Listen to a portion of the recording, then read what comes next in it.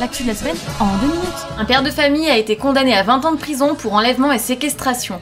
En septembre 2011, Sylvain Joanneau, en plein divorce, va chercher son fils Mathis à l'école et ne le ramène pas à sa mère. Il refuse toujours de dire où se trouve l'enfant, il affirme seulement qu'il a changé de nom et de confession. Le père de Mohamed Merah souhaite s'installer à Toulouse pour renouveler sa carte de séjour et provoque la colère des familles des victimes. Sa régularisation ne sera finalement pas acceptée par le ministère de l'Intérieur. Tous les cadenas du Pont des Arts ont été retirés pour laisser place à des œuvres de street art.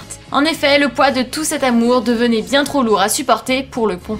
Sepp Blatter a été réélu président de la FIFA vendredi dernier. Il annonce 4 jours plus tard sa démission suite à la parution d'un article du New York Times faisant des révélations de corruption sur son bras droit.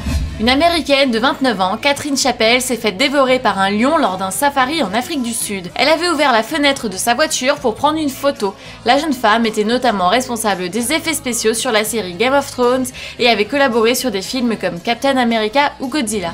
Mercredi, Fallout 4 a dévoilé son premier trailer sur la plateforme de streaming Twitch. Plus de 104 000 personnes étaient présentes pour apprécier la vidéo. Il est déjà possible de le précommander, mais aucune date de sortie officielle n'est diffusée pour l'instant. Dans le 14e arrondissement de Marseille, une mère tue sa fille en la poussant par la fenêtre. Elle affirme que ce sont des voix qui lui ont dit de le faire. Un bébé de 3 mois a été retrouvé mort après l'heure de la sieste dans une crèche privée du 15e arrondissement de Paris. La justice européenne a autorisé l'arrêt des soins pour Vincent Lambert. Tétraplégique et dans un état végétatif suite à un accident de la route en 2008, il était maintenu artificiellement en vie.